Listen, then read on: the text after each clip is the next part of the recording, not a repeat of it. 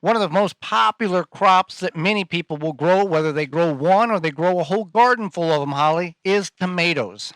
That's right. So, and people have always questions about tomatoes, how to grow the best tomatoes, how to deal with tomato problems. So today we're going to talk about how to grow the best Now, tomatoes. we're going to try to unwrap as much as we can in this topic. This is a topic for a whole show of itself, not just a segment. So when we get through with all of this, if we haven't answered your question, you can, send us an email at gardentalkradio@gmail.com with a specific area in which you would like an answer for, and we will get that information to you. So first, we want to plant our tomatoes deep, whether we've started them indoors, whether we bought them from a garden center. When it's time to plant, it's time to bury them deep. Explain what that means. Sure. So tomatoes are part of the nightshade family, which simply means that for along their whole stem, there are roots that could grow. Now, if you don't bury the stem part, are roots going to grow out of the stem? No. But if you bury the stem, no matter if you bury it right to the top leaf, it will form roots when it hits that soil. So when we say bury them deep, what we mean is take, I don't know, Three-quarters of the yeah, plant. three quarters of the plant and bury that, and then you'll have all that root structure underneath the soil, and the rest of the top of the tomato will grow just fine. The more roots you have on the plant, the more productive and healthier and more nutrients that plant is going to be able to uptake. And when you bury that plant deep, you want to remove all the leaves and the limbs that are going to be under the soil. You want to have that little canopy above the soil, but everything else, it should just be stem. Remove the other limbs and leaves. Now, one of the main problems that tomatoes get early on in the season is called early blight. It is a disease, a soil borne bacteria that's in everybody's soil. So whether you buy soil from the garden center, you make it, you got it out of the back 40, it's going to have some type of early blight in it. Early blight is the discoloration of the plant as it progressively works up the plant from early on in the season till the end of the season when the leaves go from green to yellow to brown and they fall off, and you only have a bunch of limbs and tomatoes but no leaves. That is the early blight devastating your tomato plant.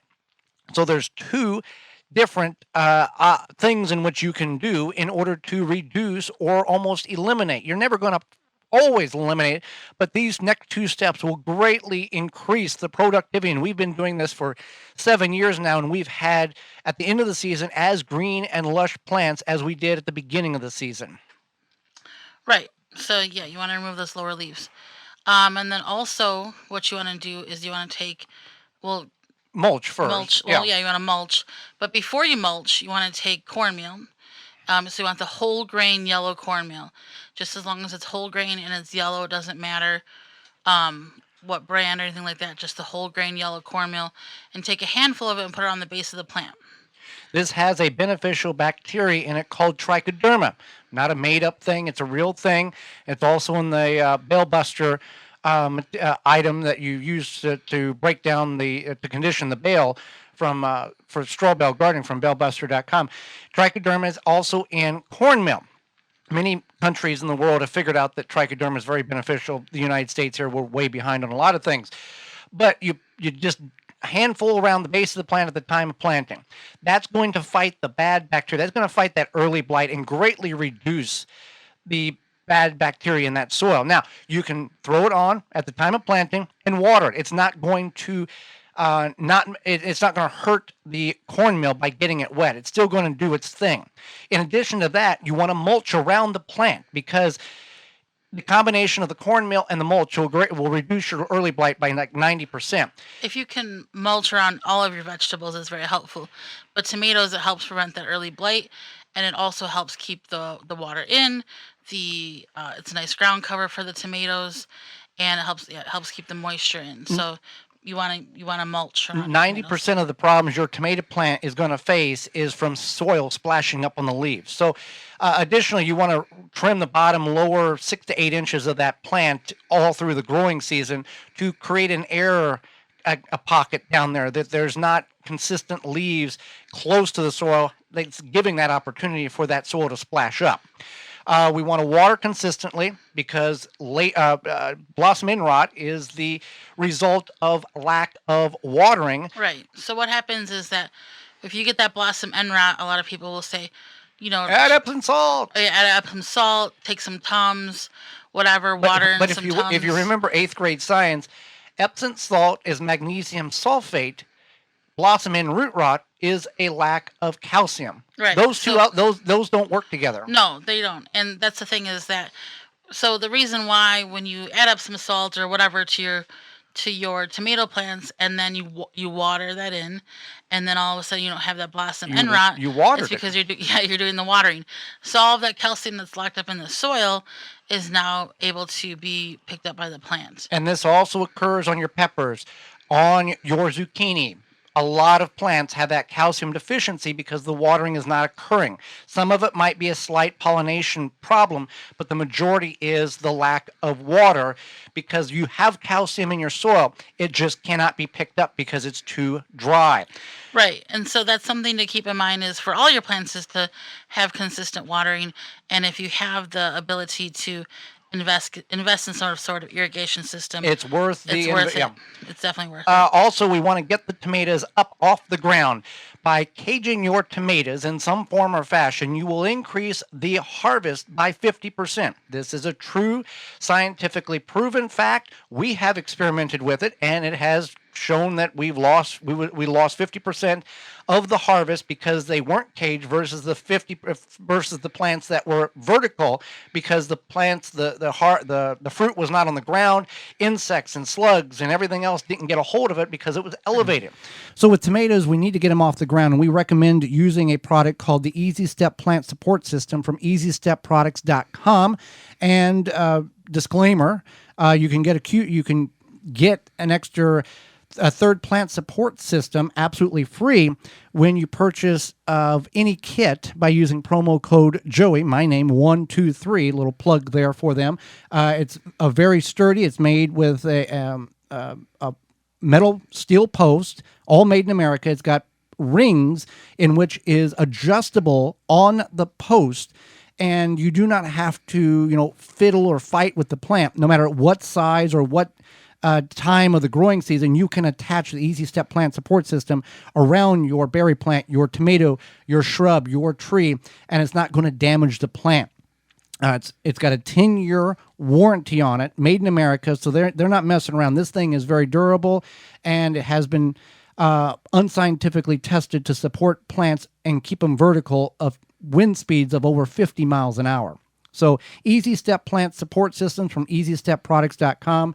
You can get that free third plant support system absolutely free with purchase of any kit when you use promo code Joey123. So you want to also, another tip you can do is remove the lower leaves of the plant. So you would do this throughout the season, maybe every couple of weeks, and that will help prevent that early blight as well as removing those lower leaves of the plant because it's not touching the soil. It's going to less likely have the splash up on it, and that is definitely important to do so.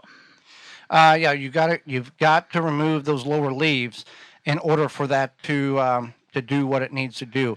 So, and then you want to consistently harvest. You've got basically two types of tomatoes in which you can grow. Determinate, which means they will grow to a certain height, bear all their fruit. This is labeled on the plant, on the seed packet. Or indeterminate, which is a vine. The determinate is more of a bush plant.